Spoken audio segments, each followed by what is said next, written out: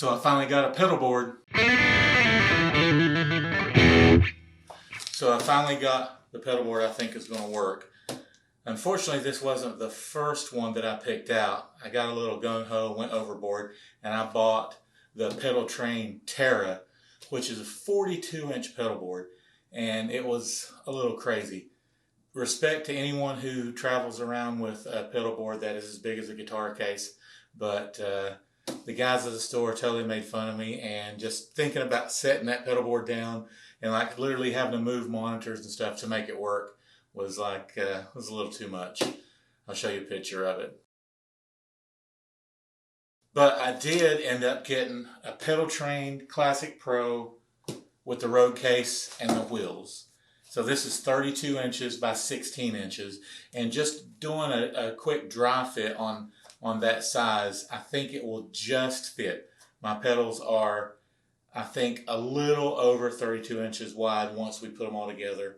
But you know, we're going to see Jordan, the guitar guru down at MME, is going to help me do this. He's going to help me with the cabling, custom fit cables, and try to put it all together. But anyway, super pumped. Finally got it. Pedal Train Classic Pro, road case, wheels, 32 by 16. Let's unbox it and see what it looks like.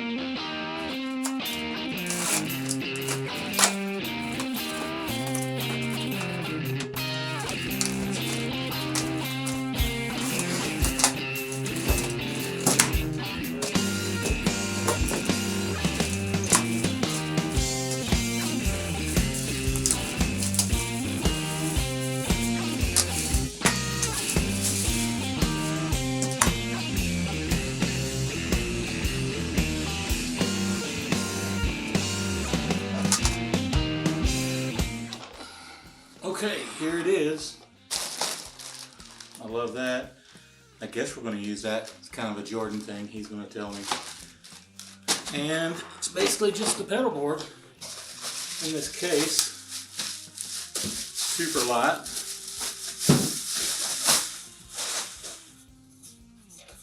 So there it is, 32 by 16.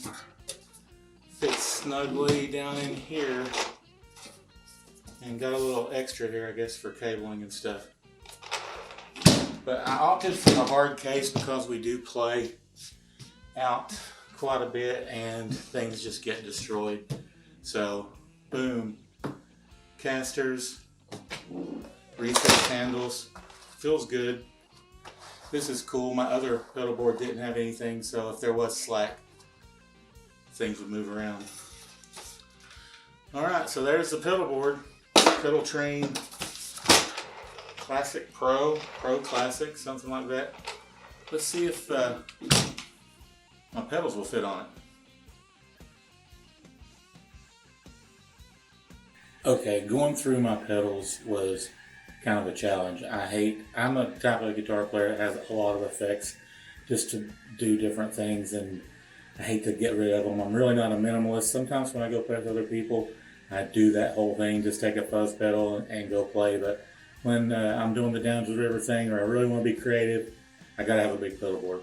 So here are the pedals that I've chosen to go on my pedal board. Feel free in the comments to ask me why I chose this, why I didn't pick this. You know, I'm just opening that up for suggestions. It's nothing's in stone, but here's what I've got chosen so far. And I'm going to kind of show them to you in the order of signal paths, just so you can get an idea, and then I'll kind of lay it all out and see what you guys think. But first is compressor. So I've always used, you know, a Dynacomp or Exotic or something, but Fender has been doing some awesome things with these new line of pedals that they come out with. And so I wanted to give this a try. Fender, it's the Benz. I like it because you can adjust your dry and your compressor signal. I just really like that. And all these lights light up, so that's kind of cool. But anyway, I'm going to hit that first. Now that I say that, you know, maybe there's going to be my volume pedal first and then this. I'm sure that's what needs to happen. So volume pedal first, which is a Ernie Ball VP Junior. But anyway, we're going to go with this first, and then leaving the compressor, the fender, the bends, we're going to go to Timmy pedal. I don't really know. I know this guy makes different ones, and you never know kind of what you're getting. But this is the kind of pedal that kind of gives you the sound of your amp cranked up a little bit more than it is. Okay, after the Timmy pedal, I'm going to go with an Ibanez TS10. I've owned this thing forever. I love it. To be honest, I like this better than a TS9.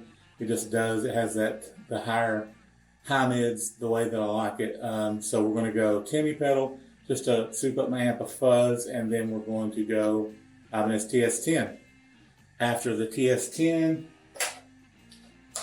we are going to a pedal I've used for a long time, the Maxon, what is this, OD820.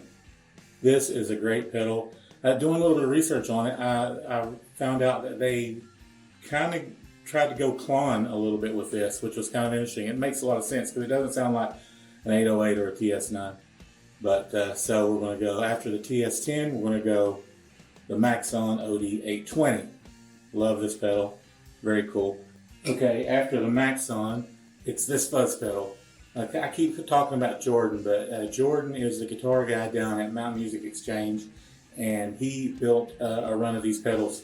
I don't think he's really doing it anymore, and I don't remember what he called this. I want to say Marigold Fuzz, but this is an awesome fuzz pedal. I love kicking this on. And yeah, I don't know what the knobs are. I just twist them until it sounds right. Okay, that is all my game. After the Marigold Fuzz, we are going with a Pog or a micro Pog. I played in a three-piece band forever and just loved using this octave up, octave down, just to thicken things up when we were doing what we were doing. So still love it, still love kicking it on and playing some riffs with this. So we go to that. Okay, after the Pog, I'm going to go with, I'm 90% sure I'm still going to keep MJM 60s vibe. And supposedly this is a exact kind of wire for wire copy of the original Japanese Univibe. It's got the light, little reflectory thing and all that, 18 volts. Love this thing, owned it for a while. Only thing bad about it is you have to basically turn it up all the way to make it match the volume. But this is my Univibe style thing. That's going to go next. Going to go with Electro Harmonix Attack Decay. Absolutely love what this thing does. I basically only use it for like a reverse lead effect, volume swell kind of thing, and it does it great. So that's going to go next. Finally, I think, and again, let me know what you guys think if you would suggest something in a different order. It's kind of like there's no rules, but after the vibe, I'm going to end the chain with analog delay pedal, just a Memory Boy, deluxe Memory Boy from Electro Harmonix. Man, I use a lot of Electro Harmonix pedals. Can't really go wrong with this. I've been thinking about checking out one of those DoD rubberneck pedals. I've heard a lot of cool things about them, and until I run into one of those, I'm going to use this right here. I replaced this switch. Actually, Jordan replaced this switch to a soft switch, so it didn't snap every time you were going to set your delay tempo. So we're going to end it with this. Now, a couple caveats. I do have a full tone Clyde wah, one of the old wah ones, and I do like using this, but I don't know if I'm going to have enough real estate. So we're just going to have to see. You'll see that in just a minute. So hopefully I have room for this and my volume pedal. So, and another tricky thing is the super switcher that I'm using only will take 8 pedals. And I think I have 9 or 10. So I'm just going to have to figure out what I want on the switcher. Technically, I guess if I like the compressor on all the time, I don't have to put the compressor on. I could put it in front of the super switcher and save that space. So we'll see. All right, so there's all the pedals. Let's lay them out on the pedal board and see what it's going to look like. And then hopefully this week, Jordan is going to come to the studio here and we're going to film him making me cables and getting all this in place and making it usable. I'm super pumped. I can't wait to try it out. And hooking the super switcher up. I've only turned it on. I haven't hooked one thing into it yet. So, yeah, that's going to be cool.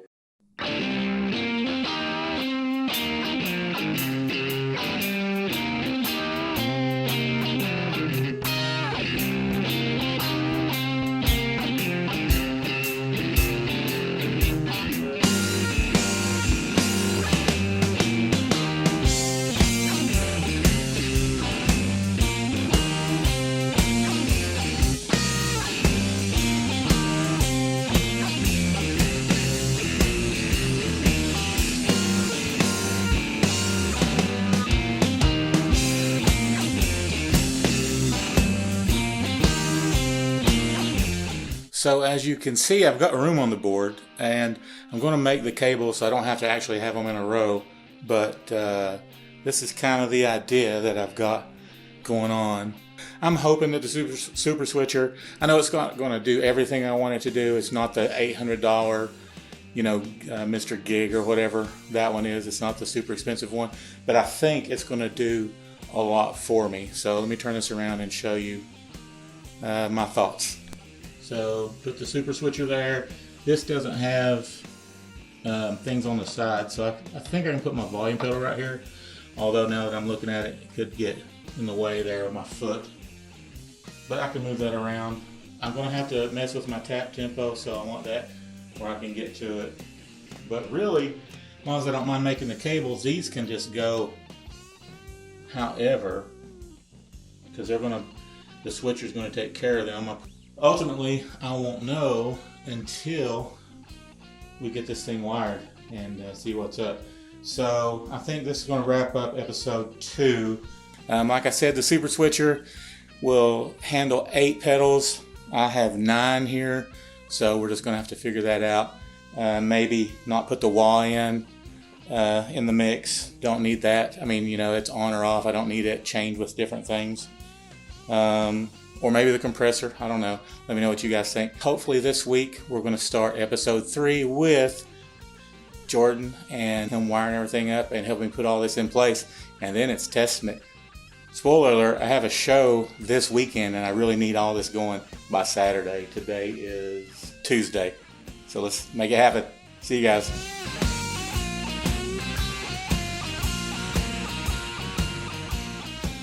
So I just wrapped up shooting the video, episode 2, and realized there at the very end I didn't have my Timmy pedal on the board. So the whole time I was showing you about my setup, I was short one pedal. So yeah, that's cool.